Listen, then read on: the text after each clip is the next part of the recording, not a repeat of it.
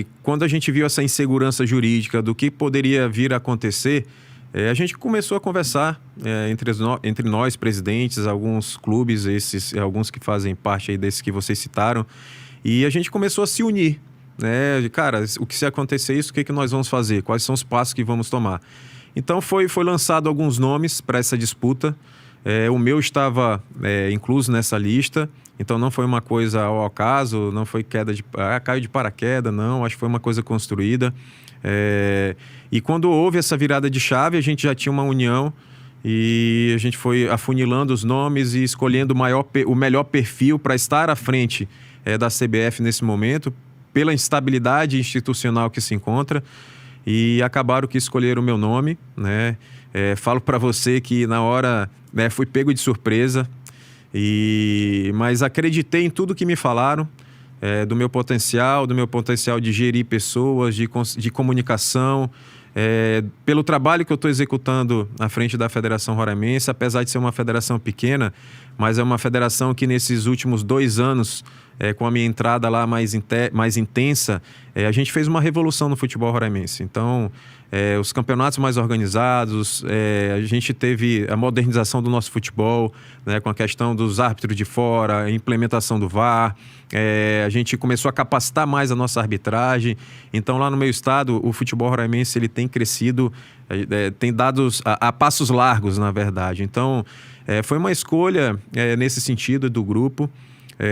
Fiquei, como eu te falei, surpreso, lisonjeado, muito orgulhoso de terem me escolhido para esse posto, mas eu sempre falo, não é o Sami sozinho, né? A gente tem uma gama de profissionais ali por trás que vai estar trabalhando em conjunto para a gente conseguir colocar o futebol brasileiro onde deve. O que você vê de positivo e o que você pretende mudar daqui para frente da atual gestão do Edinaldo?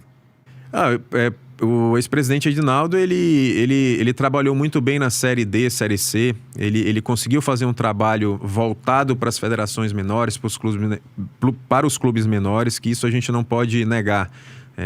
Ajuda de custo em competições, a remuneração, cotas, coisas que nunca tiveram no futebol, né, da Série C e Série D. Então ele teve pontos positivos, sim, né? O que eu mudaria hoje em relação à CBF, na verdade, eu faria uma descentralização de poder, né? O que eu quero fazer. Eu acredito que a gente precisa dar essa distribuição para esses personagens, né? Colocar as pessoas corretas, capacitadas nos locais devidos e dar autonomia de gestão para trabalhar. Então, a gente precisa dessa autonomia para os profissionais e quando você dá uma autonomia para um profissional trabalhar, ele desenvolve mais e é isso que eu quero, que eu entendo, né? Que é o primeiro passo que a gente tem que fazer para a gente dar uma estabilidade institucional para a CBF, que é o que está precisando agora no momento. A gente teve aqui, ao longo da semana, teve um manifesto dos campeões do mundo e não tem como a gente não perguntar. O Ronaldo esteve aqui, foi uma voz que tentou eleição, também, né, ser candidato, e ele contou a versão dele do porquê ele não conseguiu ser o candidato, o que ele teve de resposta das federações.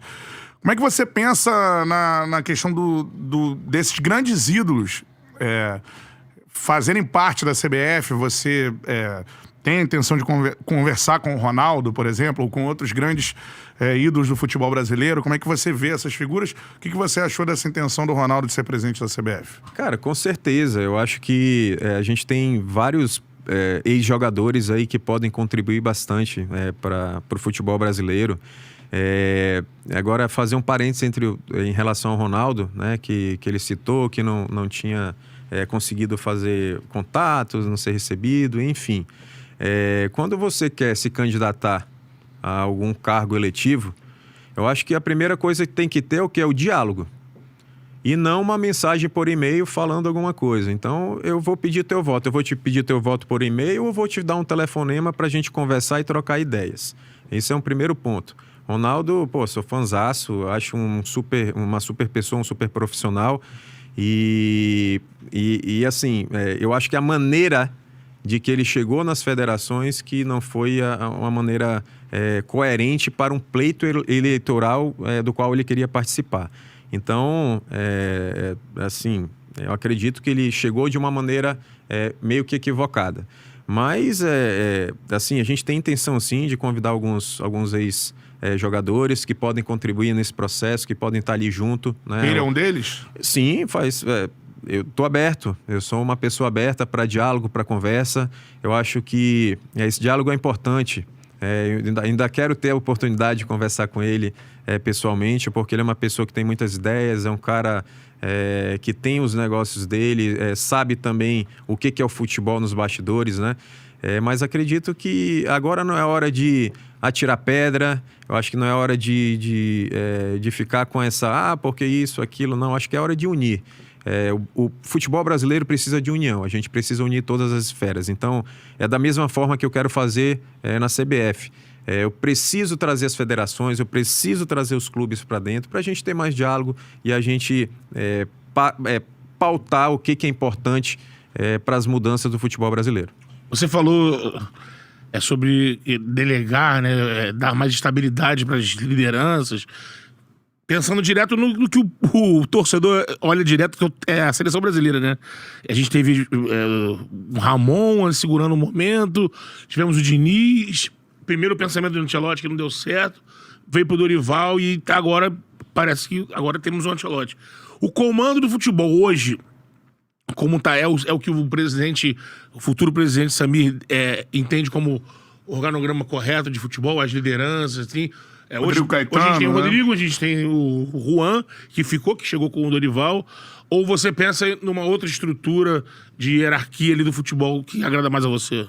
Não, eu acho que essa estrutura ela deve ser analisada, mas o que a gente quer não é chegar vou fazer uma mudança radical. Não, a gente tem que avaliar todos os aspectos, a gente tem que formar um grupo gestor para a gente discutir isso, né? O que é melhor para a seleção, o que é melhor para o futebol brasileiro.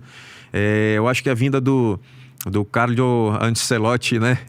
Ela, para a gente, é um sonho, porque é o maior treinador agora dos últimos tempos.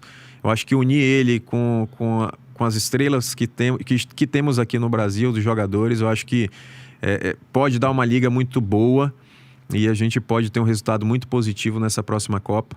Agora sim, ele tem que chegar, né, ter autonomia para trabalhar, sem interferências externas. Eu acho que isso que precisa, e dar tempo para o trabalho. O torcedor brasileiro, ele é muito imediatista. Né? Todos nós somos, né? Então vitória, vitória, vitória, vitória, vitória. Quando perde é o pior time do mundo. Eu acho que o trabalho é a longo prazo.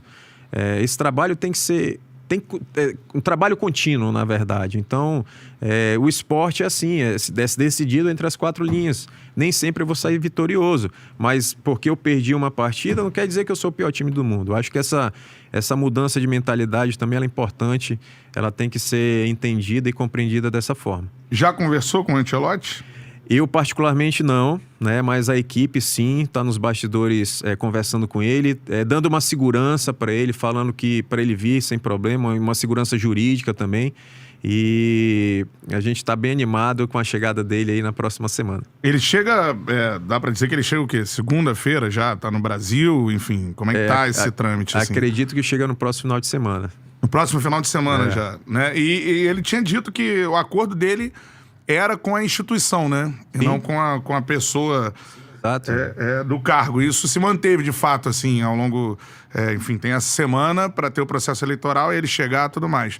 Então, mas isso se manteve da parte dele, assim? Sim, se manteve. É um excelente profissional e muito, muito ético. Tá certo. Agora, a galera mandando muitas perguntas aqui, a gente tem um tempo restrito, até porque o Samir Chaoud, hoje, candidato, né, à presidência da CBF, respeitando aí os ritos, mas a gente já explicou aqui como é que funciona a eleição, deve ser aclamado aí o novo presidente da CBF, o presidente Reinaldo da Federação Paulista, convidado a estar aqui. Sim. O Charla é um espaço para isso, né, Beto Júnior? Para a gente discutir o futebol brasileiro. Debater.